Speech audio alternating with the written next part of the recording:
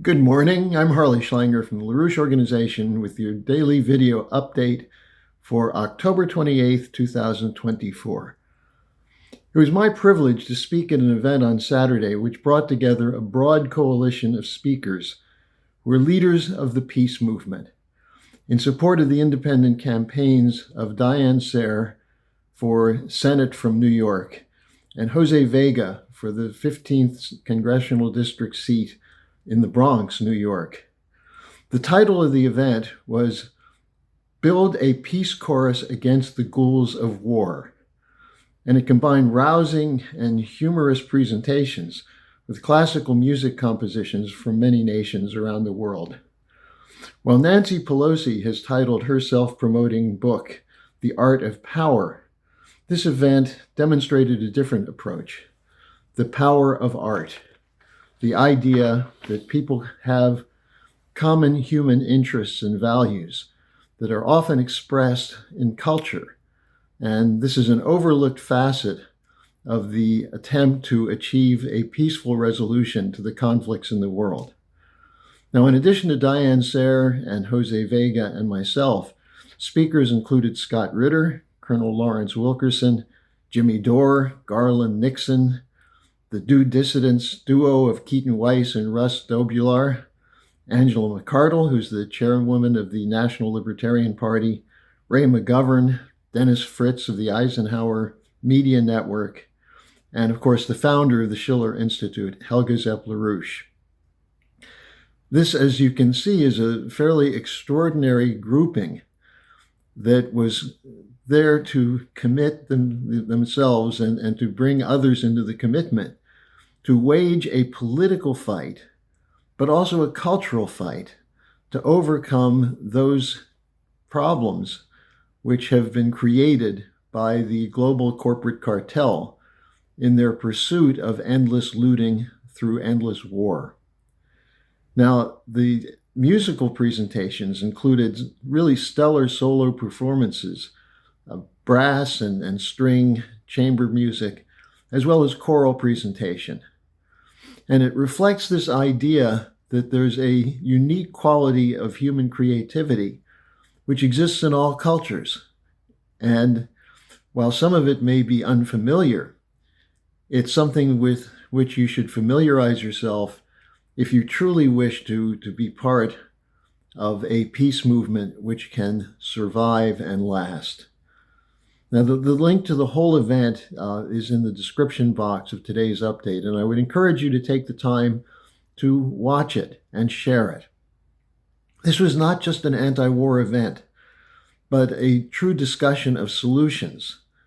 That peace is not just the absence of war, but requires a commitment to a higher peace, and that is the recognition of the unique human qualities of all people.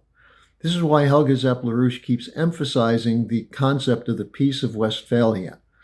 That is the agreement that ended the 30 Years' War in 1648, which started with the idea that peace comes from acting in the interests of all nations, and that a peace requires every nation to recognize that other nations and other people have should be treated as you would like to be treated yourself. In a sense, the golden rule applied to nations. Now, this is what's been under attack.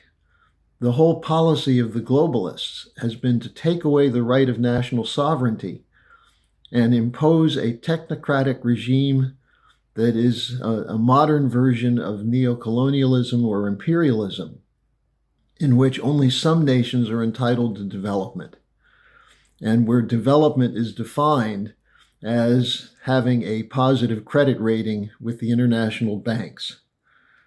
So that's why I say peace is not just the absence of war, but a commitment to a higher peace, which recognizes the absolute qualities that exist in all people, and the idea that we benefit from the improvement of lives and conditions for people of all nations.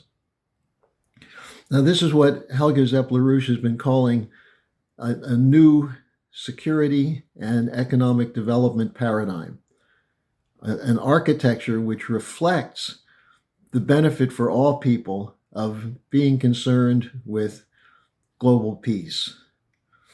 And the fact that this was discussed at an event of this sort is really kind of unique. The idea of the unique quality of humanity was seen in these selections, which included a Palestinian poem, songs from China, from the Middle East, as well as the classical music from Europe and the West.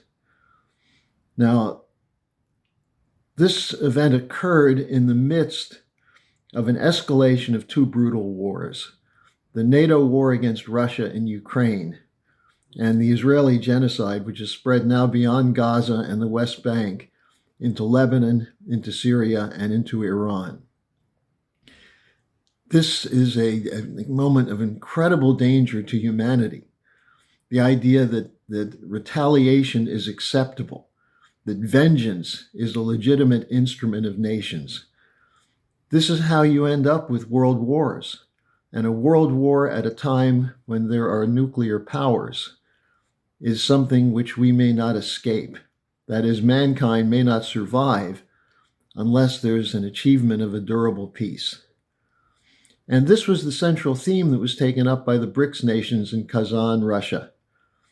And it's interesting to me that this became a central topic at the event, the Sarah Vega event, where many speakers are now speaking about the potential of a new physical economic geometry or architecture to emerge from a moment of transition from an imperial system to a new system. This is a fight against financialization directed by Wall Street and the City of London, and a militarization through the United States and NATO to protect and defend a unipolar order which benefits primarily billionaires from the corporate cartels at the expense of all nations and all people. So what was discussed at the Sarah Vega event was a need for a campaign not just against war, but for a durable, sustainable peace for all nations. And this is the fight that the LaRouche organization has been involved in since I joined in 1972. And you will get a sense from the presentations that this idea is shared by many, many people from different organizations. And it's not, the world is not one of left versus right. All the attempts to villainize opponents of the present system are designed to keep you from discussing the more profound issues of the unique qualities of all human beings and the need to have an order which protects those qualities and gives every child an opportunity to become a genius. So I'm inviting you to watch the video of the event from Saturday and share it. Bring everyone you know into this discussion for the benefit of all peoples and all nations. This is the task of our times, not just to stop the killing, but to ensure a world in which every child has an opportunity to live a full life of participating for the benefit of all mankind. That was the significance of the event on Saturday, and I hope you'll take the time to watch the video to see what we were doing. So thanks for joining me, and I'll be back again tomorrow.